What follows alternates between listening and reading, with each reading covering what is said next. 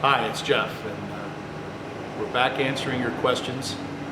And I've got a second question from George Clark. And George is up in Granite Bay, and his question is: some red wines need to be laid down and aged for a few years, whereas other red wines of the same varietal should be consumed now. What makes the difference? How can a winemaker affect it? Well, typically, in the making of a red wine, the aging of a red wine is to help soften the tannins and the extract that has come from the fermentation. It's been extracted from the skins and the seed of the grape during the fermentation, and it often has a more astringent character than somebody wants when they drink the wine. And if they age it, they'll realize that some of this astringency and this tannin, so the drying pucker in the aftertaste of the wine is reduced by aging it. Now, of course, different grapes have different levels of tannin. So the vast majority of differences amongst the world of red wine is really pretty significantly determined by the grape, which grape variety you use. We find that we can get a heck of a lot more tannin out of Petit Syrah than we can Barbera, or Alicante and Sangiovese can be quite tannic, where Pinot Noir and Grenache are fairly soft.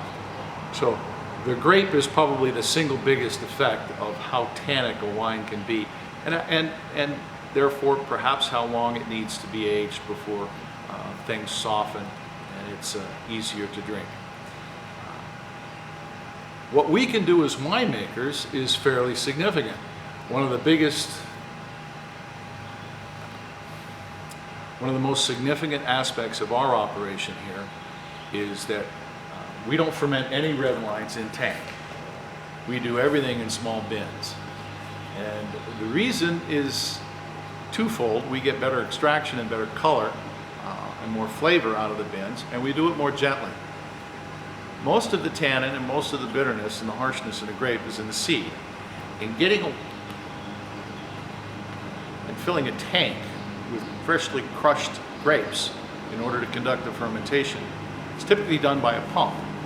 And whenever you put these grapes through a pump, you crush, you nick, you break, you cut the seeds. And in doing so, you allow the seeds to release more of their tannin into the wine, and the wines can be more extracted. We don't do that. Whenever we have the seed, we try and move everything by gravity and don't put it through anything in the way of a mechanical pump. So that's how we do it. The other thing is how it's mixed. The flavor and the color in a red wine is in the skins, and as it ferments, carbon dioxide is being given off by the yeast as it's converting the sugar into ethanol. And that carbon dioxide as a gas gets up underneath the skins and lifts the skins up out of the juice. Well, it's not that much different than taking your tea bag out of your cup of hot water. You're not going to get a heck of a lot more flavor when the source is up out of the liquid. Well, the same thing is going on in winemaking. Is we need to make sure that the grapes and the source of the color and the flavor is in contact with the liquid that's going to be absorbing and extracting the flavors from the skins. So how that is done in the industry, back in the days, it would be by walking the cap. The troughs, the fermentation vessels weren't much more than 2.5 feet tall. People would strip down to their skivvies, climb into the vats, and lock arms shoulder and shoulder and walk through the must, pushing the skins back down into the juice. Still done today in Portugal. I was there with Margie a couple of years ago, and we watched them do it. So that's one aspect of how it can be done. We do it here, thanks Justin, We do it here with these things. This is a paddle, and we just come in a 4x4 bin, and we push the grapes back down into the must. And we do it regularly. We do it about 3 times a day, and that's how it works for us. Other folks in the tank, they'll pump the juice off of the bottom of the tank, back over the top, and onto the top of the cap, and let it flow through the cap and extract the flavors and the colors there. The Australians are renowned for their rotary fermenters. It's like a cement truck. It's a tank, it's on its side, and it has vanes, it has fins inside, and it's on a set of wheels with a pulley and a drive that will rotate the tank and mix it. So depending on how the wine is mixed will depend on how much tannin, how much color, how much flavor is extracted, and in our case, which kinds of flavors are extracted into the wine. Now, there's another technique that the French use. It's called a cuvaison, and that means that once the fermentation is over, they don't remove the skins.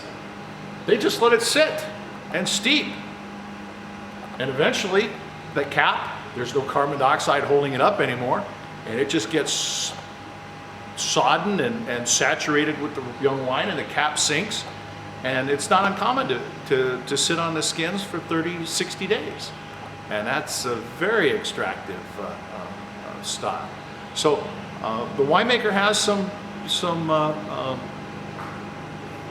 avenues to guide and to control how much tannins is extracted into the wines. The other thing is there's another source in winemaking for tannin, and that's the barrel. If it's a new barrel and fresh oak, you'll often get more tannin and more astringency in the wine. So those are the reasons why you've got different flavors, different tannins levels in wine, and some of the influences that we have as winemakers as to how we can control how much or how little we want in our wine. Thanks for your question.